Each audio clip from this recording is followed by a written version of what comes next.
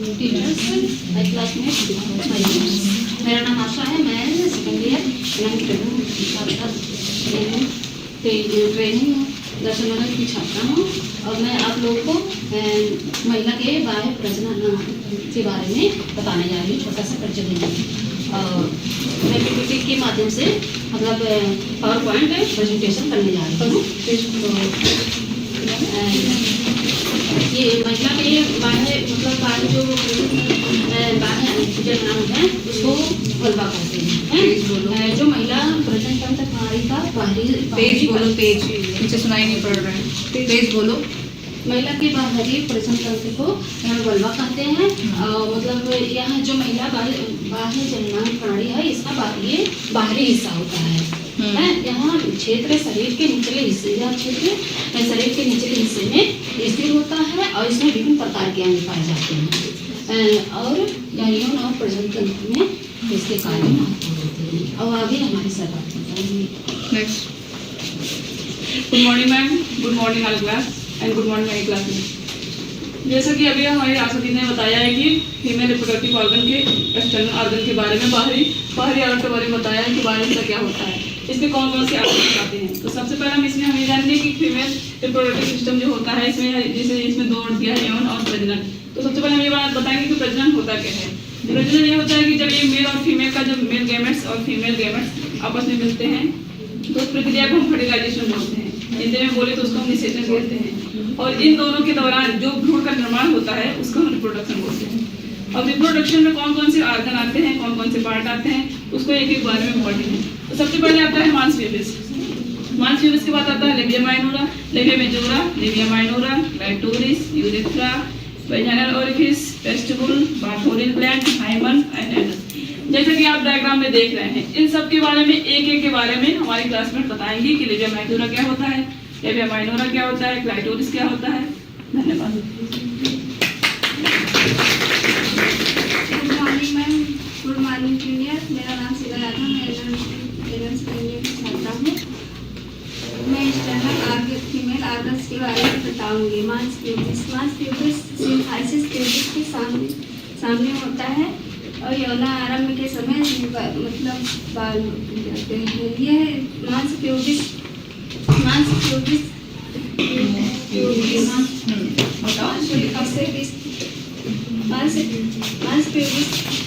को आउट भी कहा जाता है। शरीर के निचले हिस्से में स्थित एक क्षेत्र होता है।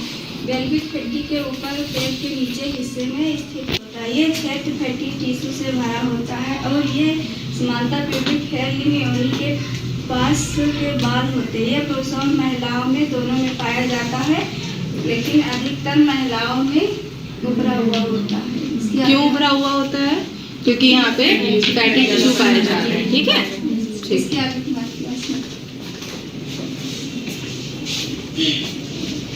गुड मॉर्निंग करती हूँ। लेबिया मेजोरा महिला जननांग मेरा नाम प्रीति पाठक है। मैं रिप्रेजेंटेटिव करता हूँ और मैं आज आप लोगों को लेबिया मेजोरा के बारे में बताना चाहती हूँ। ये महिला जननांग का एक हिस्सा होता है जो मांस पेशिस के एकदम नीचे की ओर स्थित होती है और इसकी दो लंबवत मोटी तह होती है और ये योनि के प्रवेश द्वार को संक्रमण और चोट से सुरक्षा प्रदान करती है। और यौन आरंभ के उपरांत इस पे प्यूबिक हेयर भी होते हैं। आगे लेबिया माइनोरा के बारे में मेरी क्लासमेट रुचि आपको बताना चाहती है। इधर आ जाओ, इस साइड आ जाओ, इस साइड ये जो हमारा पिंक कलर का दिख रहा है लेबिया मेजोरा के ठीक नीचे त्वचा की दो ये छोटी तहें होती हैं गुलाबी रंग की। इसका गुलाबी रंग इसलिए होता है क्योंकि इसमें रक्त वाहिकाओं की भरपूर आपूर्ति होती है, इसलिए इसका रंग गुलाबी होता है। और ये आंतरिक अंगों को सुरक्षा प्रदान करती है और उसे संक्रमण और चोट, घर्षण और से बचाती है। हो गया। नेक्स्ट मैं क्लाइटोरिस के बारे में बताने जा रही हूँ। क्लाइटोरिस महिला जननांग का संवेदनशील हिस्सा होता है जिसकी लंबाई 2.5 सेंटीमीटर होती है। तो हमारे यहाँ पे मटर के दाने के आकार की दो हैं, मटर के दाने के आकार की जो दिख रही हैं, ये क्लाइटोरिस कहलाती हैं। हर महिलाओं में अलग अलग मतलब अलग अलग आकृति से होता है। किसी में बड़ा होता है तथा किसी में छोटा पाया जाता है। इसमें 8000 से ज़्यादा नशें होती हैं तथा यह तंत्रिकाओं से भरा होता है। यह महिलाओं में कामोत्तेजना का कार्य करता है। महिला में संभोग के दौरान संवेगों का संचार करता है। आगे इसके बारे में अगले पार्ट के बारे में हमारी क्लासमेट बताएंगे। Thank you. मेरा नाम गीतिका गौतम है। मैं आपको एक्सटर्नल रेफरल ऑफिस के बारे में यानी कि यूरेथ्रा के बारे में बताना चाहती हूँ। यूरेथ्रा एक मूत्र मार्ग होता है जिससे मूत्र का विसर्जन होता है। यह महिलाओं और पुरुषों में दोनों में पाया जाता है। ये अलग अलग आकार की होती है और महिलाओं में यह अलग अलग आकार की होती है। महिलाओं में सीधी एवं छोटी होती है, जबकि पुरुषों में यह लंबी होती हैं। यह प्रजनन अंगों से होकर गुजरती है और पुरुषों में यह बीज उत्सर्जन का भी कार्य करती है और इसे मूत्र मार्ग भी कहा जाता है। और पुरुषों में इसकी लंबाई होती है 20 सेंटीमीटर तथा महिलाओं में इसकी लंबाई होती है 2 सेंटीमीटर। लिखना चाहो तो इसे लिख लो कहीं पे, अगर आपको लिखना है। नहीं लिखा है, हेडिंग पड़ी हुई है, हेडिंग पड़ी हुई है तो लिख लो उसमें जो इसमें लिखा हुआ है। ये पूरा प्रोसेस लिखिए, बंद कर दो ये डॉक्यूमेंट। मैं फीमेल रिप्रोडक्टिव सिस्टम के बारे में एक्सटर्नल के बारे में वेजाइनल ऑरिफिस के बारे में बताने जा रही हूँ। ये क्या होता है और इसकी लंबाई कितनी होती है और ये कहाँ होता है इसके बारे में मैं बताऊँगी। सबसे पहले वेजाइनल ऑरिफिस क्या होता है। वेजाइनल ऑरिफिस को हिंदी में योनि द्वार कहते हैं। योनि द्वार कहते हैं वेजाइनल ऑरिफिस वो स्थान होता है जहाँ महिलाओं के पहला प्रवेश द्वार होता है। और ये पहला प्रवेश द्वार होता है। यह जननांग प्रणाली का एक हिस्सा है। ये पूरा जननांग प्रणाली जो है इसका एक हिस्सा है। ये लेबिया माइनोरा के बीच में अपना तुम करो। ये लेबिया माइनोरा के बीच में ये स्थित होता है। यूरेथ्रा के जस्ट नीचे होता है ये, ठीक है। इसके बीच में ये स्थित होता है। इसके 4 कार्य होते हैं और इसकी लंबाई होती है 2.5 सेंटीमीटर से 4 सेंटीमीटर और इसकी चौड़ाई होती है 2.5 से 3 सेंटीमीटर। और वेजाइनल ऑरिफिस में आपकी एक लेयर फाइबर थी जिसको हाइमन बोलते हैं, ठीक है। और इसका कार्य होता है, इसके मुख्य रूप से 4 कार्य होते हैं। पहला होता है कि प्रजनन, प्रसव और मासिक धर्म और होता है यौन संबंधित या यौन सुख। फिर प्रजनन क्या होता है। प्रजनन ये होता है जो कि यौन संबंधित जो होता है वो अंदर मतलब मेल से संबंध बनाने के बाद ये शुक्राणु जो होता है वो अंदर प्रवेश करता है, उससे प्रजनन के अंतर्गत रखा जाता है। और प्रसव वो होता है जो कि बच्चे का जन्म योनि द्वार से बच्चे का जन्म होता है, उसे प्रसव कहते हैं। और मासिक धर्म होता है, जो मासिक धर्म रक्त और अपशिष्ट ऊतक जो होते हैं वो बाहर निकलते हैं जो जमे रहते हैं मासिक धर्म के दौरान। और एक होता है यौन सुख या यौन संबंधित, उसमें जो होता है यौन सुख में उत्तेजनाओं को बढ़ावा देता है वो। इसके आगे मेरी क्लासमेट बताएंगी।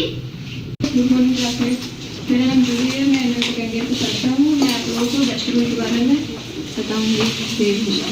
वेस्टिबुल महिला जननांग प्रणाली का एक हिस्सा होता है जो कि मुख्य मार्ग और जो कि योनि उद्घाटन और क्लाइटोरिस के बीच का क्षेत्र होता है। यह स्थान लेबिया माइनोरा के द्वारा घिरा होता है। इसमें कई महत्वपूर्ण संरचनाएं होती हैं जो यौन उद्घाटन से लेकर और मूत्र मार्ग का उद्घाटन है। यह क्षेत्र यौन उत्तेजना और मूत्र मार्ग उत्तेजना से या क्षेत्र यौन उत्तेजना और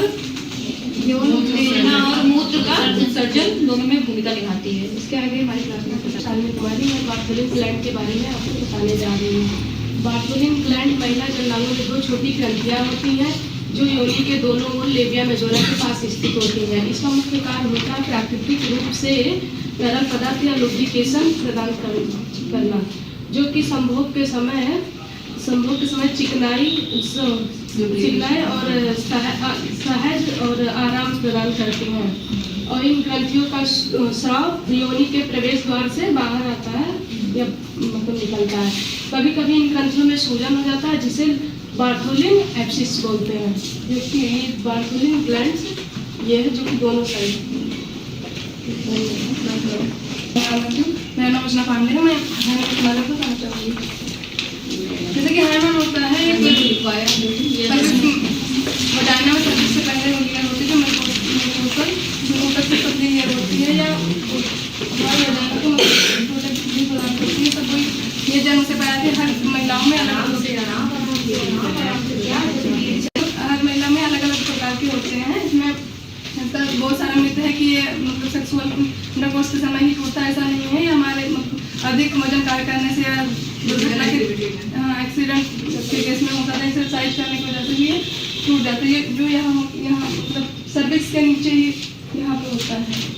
अगर हाइमन लेयर नहीं टूटेगी तो आपका मेंस्ट्रुएशन ब्लीडिंग जो हो रही है कैसे होगी, आउट कैसे होगी? नहीं हो सकती ना, क्योंकि वहाँ पे हाइमन लेयर है। तो ये एक मिथ है सिर्फ कि इंटरकोर्स के टाइम पे ही वो हाइमन लेयर ब्रेक होती है, ऐसा कुछ नहीं है। वो हाइमन good morning ma'am, good morning good morning बेटा शांत हो जाओ। गुड मॉर्निंग भाई जूनियर, मेरा नाम मधुरमा तिवारी है। मैं आपको एनस के बारे में बताना चाहती हूँ। एनस होता है ये जो पेरिनियम होता है इसके नीचे पाया जाता है। एनस वह हिस्सा होता है जो आंतों से निकलने वाले अपशिष्ट मल को बाहर निकालने का कार्य करता है। ये पाचन तंत्र होते हैं, हमारा डाइजेस्टिव सिस्टम होता है उसका सबसे आखिरी हिस्सा होता है। एनस जो है इसमें मांसपेशियां पाई जाती हैं जो मल को नियंत्रित करने और उसको बाहर निकालने का कार्य करती हैं। जो आंतरिक हमारा जो मल होता है अपशिष्ट पदार्थ होता है उसको बाहर निकालने के लिए जो एनस होता है ये जिम्मेदार होता है। Thank you.